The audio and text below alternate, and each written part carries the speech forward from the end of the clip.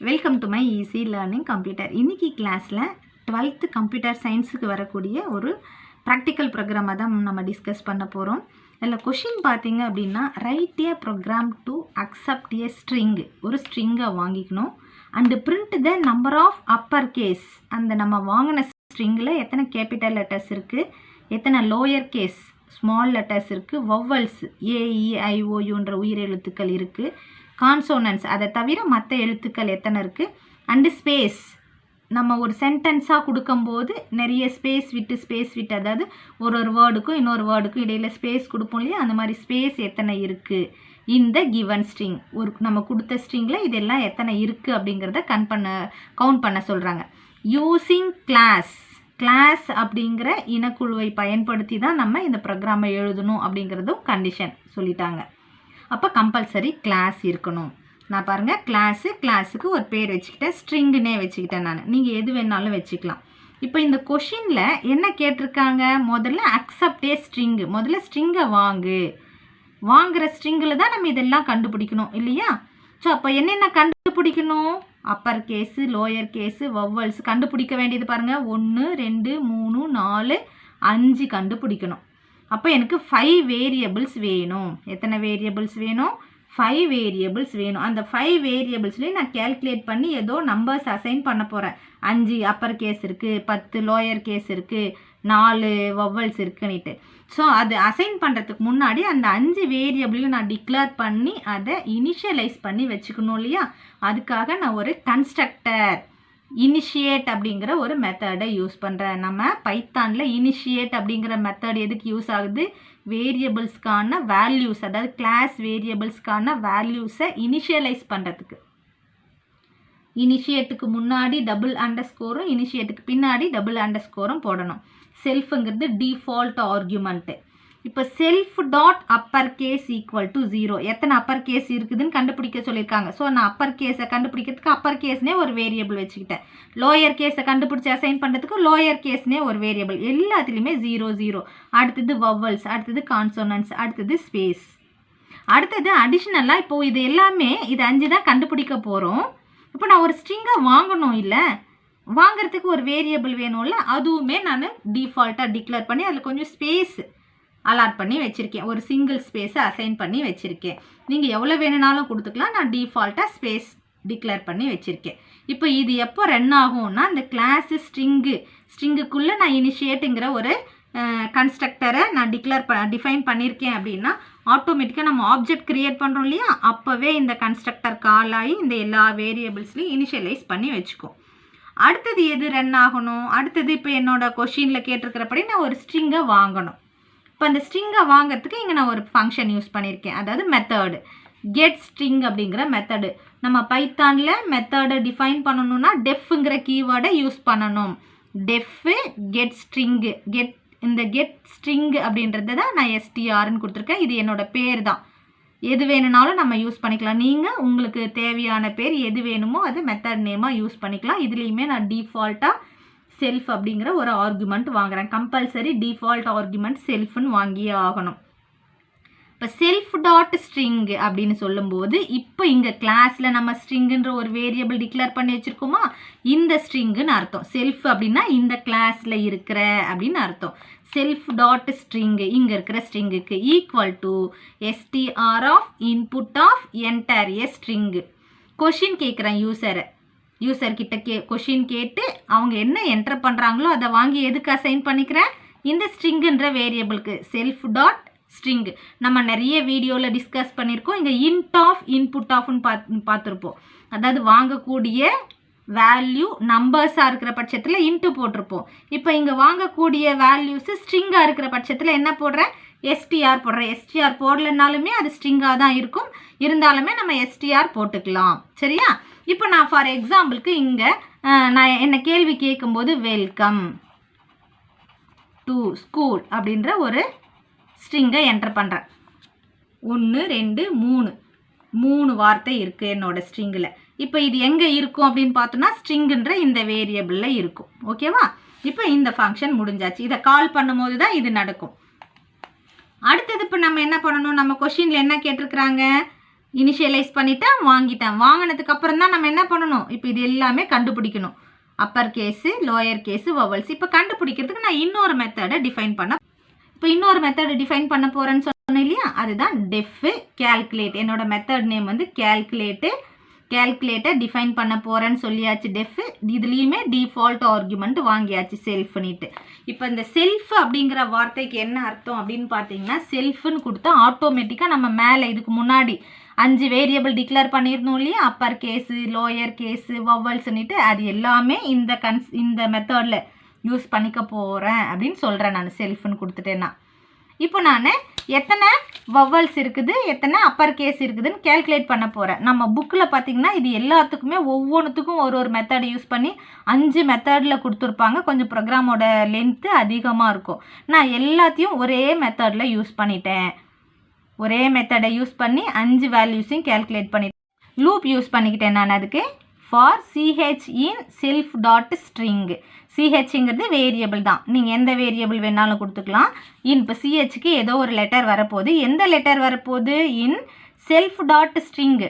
Self dot ஸ்ட்ரிங்னா இப்போ நம்ம இங்கே வேரியபிளுக்கு வேல்யூ கொடுத்து வச்சுருக்கோம் இல்லையா, வெல்கம் டு ஸ்கூல்னுட்டு, இதுதான் எதில் இருக்கும், ஸ்ட்ரிங்கில் இருக்கும்னு நான் சொல்லியிருக்கேன். அப்போ ஸ்ட்ரிங்கில் வெல்கம் டு ஸ்கூல்னு இருக்குது. இப்போ இதில் இருக்கிற ஒரு லெட்டரை எடுத்து எதுக்கு அசைன் பண்ணிக்கும், சிஹெச்ன்ற வேரியபிளுக்கு. லூப் யூஸ் பண்ணுறதுனால ஒரு லெட்டராக தான் வரும். இப்போ இந்த ஃபஸ்ட்டு லெட்டர் எங்கே வரும், சிஹெச்சுக்கு வரும்.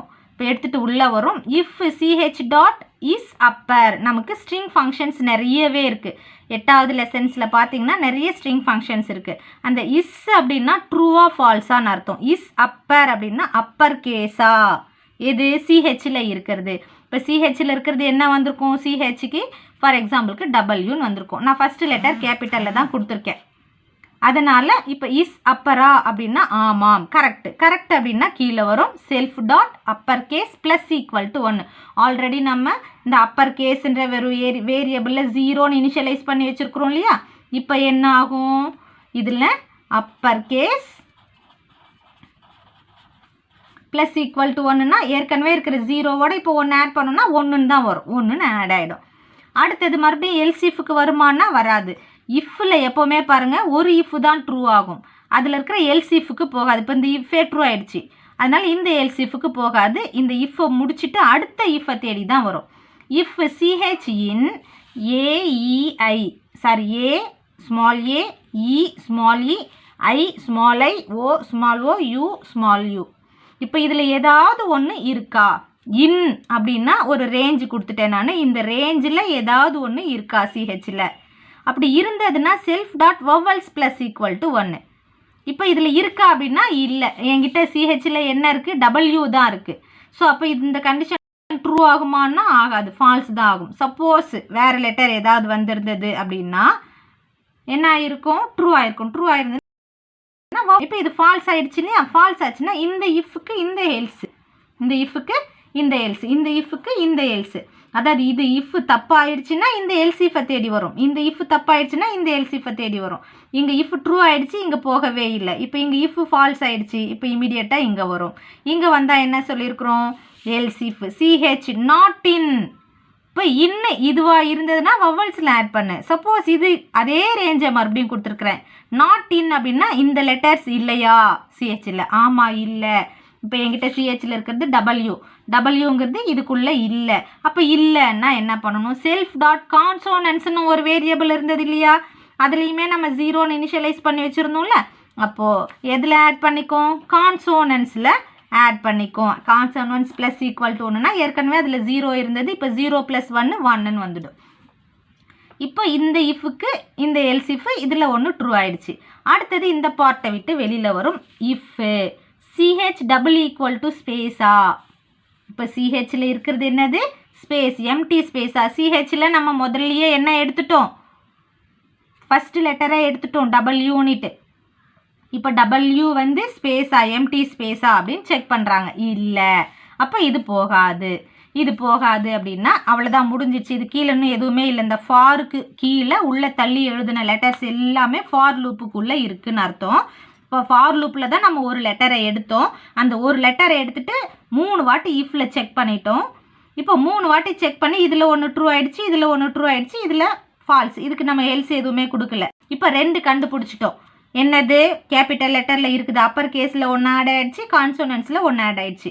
இப்போ இது எல்லா வேலையும் முடிச்சுட்டு மறுபடியும் எங்கே போகும், இங்கேருந்து ரிட்டர்னு ஃபாரை தேடி தான் போகும். ஃபாரை தேடி போகும்போது சிஹெச்சில் அடுத்த லெட்டரை எடுக்கும். இப்போ ஒரு லெட்டர் எடுத்தாச்சு இல்லையா, ஸ்ட்ரிங்கில் இருக்கக்கூடிய ஃபஸ்ட்டு லெட்டர் எடுத்தாச்சு. இப்போ அடுத்த லெட்டர் என்னது, இ. இயை எடுத்து எதுக்கு அசைன் பண்ணிக்கும், சிஹெச்க்கு. இப்போ சிஹெச்சில் இ இருக்குது, இயை எடுத்துகிட்டு உள்ளே வரும். இப்போ செக் பண்ணணும், இஃப் சிஹெச் இஸ் அப்பரா அப்படின்னு செக் பண்ணோம். இஸ் அப்பரா இ இல்லை. அப்போ இந்த கண்டிஷன் ஃபால்ஸு. இந்த கண்டிஷன் ஃபால்ஸ்னா இதனோட எல்சிஃபுக்கு வரும். சிஹெச் இஸ் லோயரா, இது லோயர் கேஸ் லெட்டரா, ஆமாம். அப்போது இதுக்கு முன்னாடி அப்பர் கேஸில் ஒன்று ஆட் ஆச்சு இல்லையா, இப்போ எதில் ஆட் ஆகும், லோயர் கேஸில் ஆட் ஆகும். லோயர் கேஸில் என்னென்னு வந்துடும், இப்போ 1 வந்துடும். ஏற்கனவே 0 இருந்தது, இப்போ 1. மறுபடியும் இங்கே வரும். இப்போ இந்த இஃப் முடிச்சாச்சு, இஃப்பில் தப்பாயிடுச்சு, எல்ஸ் ட்ரூ ஆயிடுச்சு. அடுத்தது இந்த இஃப் முடிஞ்ச உடனே அடுத்த இஃபுக்கு வரும். சிஹெச்சில் இருக்கிறது ஏஇஐஓக்குள்ளே இருக்கா அப்படின்னு பார்க்கும். இப்போ நம்ம சிஹெச்சில் இ தான் இருக்குது.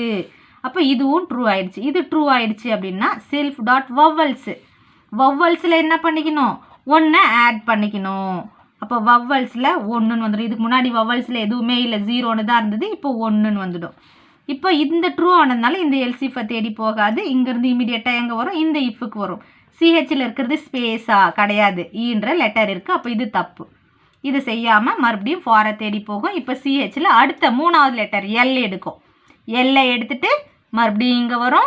எல்லுங்கிறது அப்பர் கேஸானா தப்பாகும், இதை செய்யாது. லோயர் கேஸானா ஆமாம், ட்ரூ ஆகும். ட்ரூ ஆச்சுன்னா இமீடியட்டாக லோயர் கேஸ். லோயர் கேஸில் ஏற்கனவே ஒரு 1 இருக்குது. இப்போ 1 + 1 என்ன ஆகும், 2 ஆகிடும். ப்ளஸ் ஈக்குவல் டு 1னா அதில் இருக்கிற நம்பரோட இன்னொன்று ஆட் பண்ணிக்கோன்னு அர்த்தம். அப்போ இருக்கிற நம்பர் 1, இன்னொன்று ஆட் பண்ணிங்கன்னா 2. மறுபடியும் இந்த இஃபுக்கு வரும். ஏஇஐஓயூவில் இருக்கான்னு பார்க்கும். எல் இருக்கிறதுனால சிஹெச்சில் 3வது லெட்டர் என்னது, எல் இல்லையா, எல் இருக்கிறதுனால இது எதுவுமே ட்ரூ ஆகாது. மறுபடியும் இங்கே வரும். இந்த எல்சிஃபு ட்ரூ ஆகும். ஏஇஐஓ இல்லையான்னு கேட்குறோம், ஆமாம் இல்லை. அப்போ கான்சோனன்ஸில் ஆட் பண்ணிக்கோம். கான்சோனன்ஸ்லேயும் ஏற்கனவே என்ன இருக்குது, 1 இருக்குது. இப்போ 1 + 1 2 ஆகிடும். மறுபடியும் இங்கே வரும். ஸ்பேஸ் இருக்கான்னு செக் பண்ணும், கிடையாது. மறுபடியும் மேலே போகும். அடுத்த லெட்டர் சி. இது போல் ஒவ்வொன்றா எடுத்து இது எல்லா ஃபங்க்ஷன்ஸையும் செக் பண்ணிகிட்டே வரும். இப்போ கடைசியில் பாருங்கள், இந்த வெல்கம் இ வரைக்கும் எடுத்துடும். இங்கே வரும்போது இந்த சிஹெச்சுக்கு ஸ்பேஸ் தான் வரும், எம்டி ஸ்பேஸ் தான் வரும். அப்போ எம்டி ஸ்பேஸ் வரும்போது இது எல்லா இஃபும் ட்ரூ ஃபால்ஸ் ஆகிடும். இந்த கடைசி இஃப் மட்டும் ட்ரூ ஆகும். ட்ரூ ஆச்சுன்னா இப்போ தான் ஸ்பேஸில் 1 ஆட் பண்ணிக்கும். இப்போ இங்கே அப்பர் கேஸில் ஆட் ஆச்சு, லோயர் கேஸில் ஆட் ஆச்சு, கான்சோனன்ஸில் ஆட் ஆச்சு. ஆனால் ஸ்பேஸில் மட்டும் ஆட் ஆகலை இல்லையா. இந்த கண்டிஷன் எப்போ ட்ரூ ஆகும், இந்த வெல்கம்ன்ற இந்த வார்த்தை வரைக்கும் ரீட் பண்ணிவிட்டு இந்த இடத்துக்கு வரும்போது ஸ்பேஸ் வந்ததுன்னா ஸ்பேஸில் 1 ஆட் ஆகும். மறுபடியும் அடுத்தது டி வந்ததுன்னா இதில் ஏதாவது ஒன்று ட்ரூ ஆகும், இது ஃபால்ஸ் ஆகிடும். ஸோ இது போல் ஒவ்வொரு லெட்டராக எடுத்து செக் பண்ணிவிட்டு இந்த லூப் எப்போ தப்பாயிட்டு வெளியில் வரும்னா, இந்த சிஹெச் இன் செல்ஃப் டாட் ஸ்ட்ரிங்னு கொடுத்துருக்குறோம் இல்லையா, இந்த ஸ்ட்ரிங்கில் இருக்கக்கூடிய லாஸ்ட் கடைசி எழுத்து வரைக்கும் எடுத்துடும், எல் வரைக்கும் எடுத்துடும். அடுத்த வாட்டி லூப்பு போகும்போது ஸ்ட்ரிங்கில் இன்னும் ஏதாவது இருக்கான்னா எதுவுமே இல்லாத பட்சத்தில் இது ஃபால்ஸ் ஆகிட்டு இதை விட்டு வெளியில் வந்துடும். இப்போ இதை விட்டு வெளியில் வரும்போது எனக்கு நான் கொடுத்த ஸ்ட்ரிங்கில் எத்தனை வவ்வல், எத்தனை அப்பர் கேஸ், எத்தனை லோயர் கேஸ், எத்தனை கான்சோனன்ஸ், எத்தனை ஸ்பேஸ், அது எல்லாமே கேல்குலேட் பண்ணி அந்தந்த வேரியபிளில் அசைன் பண்ணிட்டேன். அந்தந்த வேரியபிள்னா கிளாஸ் வேரியபிள்லேயே நான் கேல்குலேட் பண்ணி வச்சுட்டேன். அதான் செல்ஃப் டாட்ன்றேன். இப்போ இந்த மெத்தடை விட்டு வெளியில் வந்துட்டனாலும் கிளாஸ் வேரியபிளில் இது எல்லாமே ஸ்டோர் ஆகிடும். இப்போ நான் இதை பிரிண்ட் பண்ணணும். பிரிண்ட் பண்ணால் தானே நமக்கு தெரியும். இப்போ பிரிண்ட் பண்ணுறதுக்கான ஒரு மெத்தடை தனியாக டிஃபைன் பண்ணுறேன். இப்போ பிரிண்ட் பண்ணுறதுக்கான மெத்தட் பாருங்கள், டிஸ்பிளேன்னு வச்சுருக்கேன் நான். Def display self. அதாவது இதுலேயுமே செல்ஃப்ன்ற டிஃபால்ட் ஆர்குமெண்ட்டை வாங்குகிறேன். ஏன்னா நான் இதில் தான் கிளாஸ் வேரியபிள்ஸ் வச்சுருக்கேன். 5 variable, vowels, consonants, upper case, lower கேஸுன்னு வேரியபிள்ஸ். இப்போ அது எல்லாமே இங்கே வந்துடும். இப்போ அதை பிரிண்ட் பண்ணுறேன், அவ்வளோதான். கேல்குலேட் பண்ணுது. தி கிவன் ஸ்ட்ரிங்கிஸ்னு ஒரு மெசேஜ் கொடுத்துட்டேன். என்னென்ன இருக்குது கண்டெய்ன்ஸ்ன்றது பிரிண்ட் பண்ணிவிட்டு அப்பர் கேஸ் லெட்டர்ஸ், ஜஸ்ட் இது மெசேஜ் தான். இங்கே செல்ஃப் டாட் அப்பர் கேஸ்னால் நம்ம இங்கே கேல்குலேட் பண்ணி வச்சுருக்குறோம் இல்லையா, எத்தனை அப்பர் கேஸ் இருக்குதுன்னுட்டு. இப்போ இதில் என்னோட கேல்குலேஷன் படி 1 தான் இருக்குது. நான் ஒன்று தான் அப்பர் கேஸில் கொடுத்துருக்கேன், அதனால 1ன்னு பிரிண்ட் ஆகும். அடுத்தது lower case letter, self dot lower case அப்படின்னா நம்ம இங்கே லோயர் கேஸில் கேல்குலேட் பண்ணோம் இல்லையா, நான் 2 வரைக்கும் போட்டதுனால இது 2. அடுத்தது சிஓஎம்இ இது எல்லாமே லோயர் கேஸில் வந்துட்டுருக்கோம். கிட்டத்தட்ட எத்தனை வந்திருக்கும் 2 3 4 5 6 7 8 9 10 11 12 13 14ன்னு பிரிண்ட் ஆகும். எனக்கு ஆன்சர் என்னன்னு பிரிண்ட் ஆகணும் 14 அப்படின்னு பிரிண்ட் ஆகணும். அடுத்தது வவல்ஸ் AEIOU எத்தனை இருக்கோ அத்தனை வாட்டி. இப்போது E இருக்குது, O இருக்குது, மறுபடியும் E இருக்குது 3, இங்கே ஒரு O இருக்குது 4, இங்கே ஒரு O 5, இங்கே ஒரு O 6. அப்போ 6ன்னு பிரிண்ட் ஆகணும் வவல்ஸு. அடுத்தது கான்சோனன்ஸ், அந்த 6 தவிர மீது எல்லாமே கான்சோனன்ஸ் தான். கான்சோனன்ஸ் எத்தனை பிரிண்ட் ஆகும். ஸ்பேஸ் நான் சொல்லியிருந்தேன், இது எல்லாமே ஃபால்ஸ் ஆயிடுச்சுன்னா கடைசிக்கு வந்து ஸ்பேஸு ட்ரூ ஆகும். ட்ரூ ஆச்சுன்னா ஸ்பேஸை ஆட் பண்ணிக்கும். அப்போ இங்கே ஒரு வாட்டி வரும்போது ஸ்பேஸு, இங்கே ஒரு வாட்டி, அப்போ 2 ஸ்பேஸுன்னு பிரிண்ட் ஆகணும். சரிங்களா? சரி, இப்போ இது வந்து பிரிண்ட்டுக்கான மெத்தட். இதை முடிச்சிட்டேன் நான். இப்போ ஆக்சுவலாக நான் கிளாஸு டிஃபைன் பண்ணதுனால இப்போ இந்த மெத்தட் வைஸாக வந்து ஃபஸ்ட்லேருந்து எக்ஸிக்யூட் ஆகிட்டு வராது. இப்போ இந்த மெத்தடுக்கு உள்ளே இது இருக்கா. இப்போ இந்த மெத்தடுக்கு வெளியில் நான் என்ன சொல்லியிருக்கேன் பாருங்கள், S ஸ்ட்ரிங்குன்னு கொடுத்துருக்குறேன் இல்லையா. இதுதான் என்னோட கிளாஸ் நேம். வாட்ச் பண்ணிங்களா? நான் கிளாஸ் நேமு ஸ்ட்ரிங்ஸ்ன்னு தான் கொடுத்துருந்தேன். அந்த ஸ்ட்ரிங்குக்கு S அப்படின்னு ஒரு ஆப்ஜெக்ட் க்ரியேட் பண்ணியிருக்கேன். எஸ்ஸுங்கிறது ஆப்ஜெக்ட்டு. இப்போ இது எல்லாம் ஃபஸ்ட்டு ரன் ஆகாது. இப்போ எது ஃபஸ்ட்டு ரன் ஆகும்? இந்த லைன் தான் ரன் ஆகும். எஸ்ன்ற ஒரு ஆப்ஜெக்ட் க்ரியேட் பண்ணிக்கும். எதுக்கு அப்படின்னு பார்த்தோன்னா ஸ்ட்ரிங் அப்படிங்கிற இந்த கிளாஸுக்கு. ஸ்ட்ரிங்குங்கிற கிளாஸ் தான் இது. இப்போ இந்த ஸ்ட்ரிங்குங்கிற கிளாஸில் இந்த வேரியபிள்ஸ் எல்லாம் நம்ம டிக்ளேர் பண்ணி இனிஷியலைஸ் பண்ணியிருக்கோம் இல்லையா. அதே போல் இந்த ஸ்ட்ரிங்குங்கிற கிளாஸில் நம்ம கெட் ஸ்ட்ரிங்குன்ற ஒரு மெத்தட் வச்சுருக்கோம். கேல்குலேட்ன்ற இன்னொரு மெத்தட் வச்சுருக்கோம். இதில் தான் நம்ம எல்லா கேல்குலேஷன்ஸும் பண்ணியிருக்கோம். அடுத்தது டிஸ்பிளே அப்படின்ற ஒரு மெத்தட் வச்சுருக்கோம். ஸோ நம்ம யூஸ் பண்ணியிருக்கிற 3 மெத்தடுமே எதுக்குள்ளே வந்துடும்? இப்போது எல்லாமே ஸ்ட்ரிங்குலன்ற இந்த கிளாஸில் இருக்குது. இந்த கிளாஸ்லேருந்து எஸ்ன்ற ஒரு ஆப்ஜெக்ட் கிரியேட்டட். தட் மீன்ஸ் நம்ம ஒரு ஜெராக்ஸ் எடுக்கிறது போல தான். இப்போ கிளாஸில் இருக்கிற எல்லாமே எதுக்கு வந்துட்டுருக்கோம்? ஸ்ட்ரிங்கு எஸ்ன்ற ஒரு வேரியபிளுக்கு, அதாவது ஆப்ஜெக்ட்டுக்கு வந்துட்டுருக்கோம். இதில் இருக்கிற மொத்தம் இங்கே வந்துடும். சரி, அடுத்தது S.get string அப்படின்னா இப்போ நம்ம இந்த கிளாஸில் கெட் ஸ்ட்ரிங்குன்ற ஒரு மெத்தட் வச்சுருந்தோம், கேல்குலேட்டுன்ற ஒரு மெத்தட் வச்சுருந்தோம், டிஸ்பிளேங்கிற ஒரு மெத்தட் வச்சுருந்தோம். 3 மெத்தட் இருக்குது. இது இல்லாமல் ஒரு இனிஷியேட் அப்படின்ற ஒரு கன்ஸ்ட்ரக்டரும் இருக்குது. இந்த கன்ஸ்ட்ரக்டர் எப்போ கால் ஆகிருக்குன்னா இந்த S ஸ்ட்ரிங்குன்னு சொன்னோம் இல்லையா. இது சொன்ன உடனே ஆட்டோமேட்டிக்காக இந்த இடத்துக்கு வந்துடும். இனிஷியேட்டுங்கிற இந்த இடத்துக்கு வந்துட்டு இந்த கன்ஸ்ட்ரக்டரை கால் பண்ணி முடிச்சிடும். அப்படின்னா இதில் எல்லா வேரியபிள்ஸ்லையும் வேல்யூஸை இனிஷியலைஸ் பண்ணி முடிச்சுட்டு ரிட்டர்ன் மறுபடியும் எங்கே வரும்? இதே இடத்துக்கு வரும். இதுக்கு அடுத்த லைனில் வரும். இதுக்கு அடுத்த லைனில் வந்தால் S.get string. இப்போ கெட் ஸ்ட்ரிங்குன்னு சொன்ன உடனே எங்கே போகும்? இந்த இடத்துக்கு வரும். இப்போ கெட் ஸ்ட்ரிங்கில் வந்துட்டு யூசர்கிட்ட கொஷின் கேட்கும். நம்ம கொடுக்குற ஸ்ட்ரிங்கை வாங்கி செல்ஃபில் இருக்கக்கூடிய இந்த ஸ்ட்ரிங்குன்ற வேரியபிளுக்கு அசைன் பண்ணி முடிச்சுட்டு மறுபடியும் இங்கேருந்து கண்ட்ரோல் எக்ஸிட் ஆகிடும். இதே இடத்துக்கு வரும். இதுக்கு அடுத்த லைனில் அடுத்தது என்ன சொல்லியிருக்காங்க? S.calculate. இப்போ தான் போகும் கேல்குலேட்டுன்ற மெத்தடை தேடி. இப்போ கேல்குலேட்டில் நம்ம என்னென்ன சொல்லியிருக்கிறோமோ அது எல்லா வேல்யூயும் செய்து முடிச்சுட்டு இப்போ நம்ம இதனோட எக்ஸ்பிளனேஷன்ஸ் எல்லாம் நான் ஏற்கனவே எக்ஸ்பிளைன் பண்ணிட்டேன். முதல்லையே எக்ஸ்பிளைன் பண்ணி முடிச்சிட்டேன். ஆனால் ப்ரோக்ராம் ரன் பண்ணும்போது நமக்கு ரிவர்ஸ் ஆர்டரில் தான் வரும். எக்ஸ்பிளைன் பண்ணது ஆர்டராக வராது. ரிவர்ஸ் ஆர்டர்லன்னா ஆப்ஜெக்ட்லேருந்து வரும். இப்போ இந்த மெத்தடுக்கு வரும். கேல்குலேட்டை கால் பண்ண உடனே இங்கே வந்து இந்த எல்லா வேலையும் செய்து முடிச்சுட்டு ஆன்சர்ஸை ஃபைண்ட் அவுட் பண்ணி அந்தந்த வேரியபிளுக்கு அசைன் பண்ணி முடிச்சுட்டு மறுபடியும் கண்ட்ரோல் ரிட்டர்ன் எங்கே வரும்? இதே இடத்துக்கு தான் வரும். இப்போ கேல்குலேட்டை கால் பண்ணி முடிச்சது இல்லையா. கால் பண்ணி முடிச்சுட்டு அடுத்தது டிஸ்பிளே. இப்போ நம்ம வந்து ஏற்கனவே வாங்கிட்டோம், ஸ்ட்ரிங்கை வாங்கிட்டோம், கேல்குலேட் பண்ணிட்டோம். இப்போ நம்ம என்ன பண்ணணும்? டிஸ்பிளே மட்டும் பண்ணால் போதும். அதை டிஸ்பிளேனா நான் இதே பேஜில் வச்சுருக்கேன். இங்கேருந்து இங்கே வரும், டிஸ்பிளேவை தேடி வரும். இங்கே கொடுத்துருக்குற வேலையை செய்து முடிக்கும். நம்ம கேல்குலேட் பண்ணதெல்லாம் பிரிண்ட் பண்ணிவிட்டு மறுபடியும் ரிட்டர்ன் எங்கே வரும்? இதுக்கு அடுத்த லைனுக்கு என்ன வரும்? அடுத்த லைனில் ஏதாவது ஒர்க்கு கொடுத்துருக்குறோமா அப்படின்னு பார்த்தோம்னா எதுவும் கிடையாது. ப்ரோக்ராம் ஸ்டாப் ஆகிடும். ஸோ நம்ம புக்கில் இருக்கிற அதே ப்ரோக்ராம் தான். புக்கில் கொஞ்சம் பெரியதாக கொடுத்துருப்பாங்க, இங்கே ரொம்ப சின்னதாக கொடுத்துருக்கேன். அதாவது அந்த கேல்குலேட்டுன்ற ஒரே மெத்தடில் நான் எல்லா வேல்யூஸும் கேல்குலேட் பண்ணி முடிச்சிருக்கேன். ரொம்ப ஈஸியாக புரியும்னு நினைக்கிறேன் நான். இந்த சேனல் உங்களுக்கு ரொம்பவே ஹெல்ப்ஃபுல்லாக இருக்குது, ரொம்ப ஈஸியாக அண்டர்ஸ்டாண்ட் ஆகுதுன்னு நீங்கள் ஃபீல் பண்ணிங்கன்னா இந்த சேனலை மறக்காமல் லைக் பண்ணுங்கள், இந்த சேனலுக்கு கமெண்ட் பண்ணுங்கள், என்னோடய சேனல் லிங்க்கை உங்கள் ஃப்ரெண்ட்ஸுக்கும் ஷேர் பண்ணுங்கள். தேங்க்யூ ஃபார் வாட்சிங் திஸ் வீடியோ.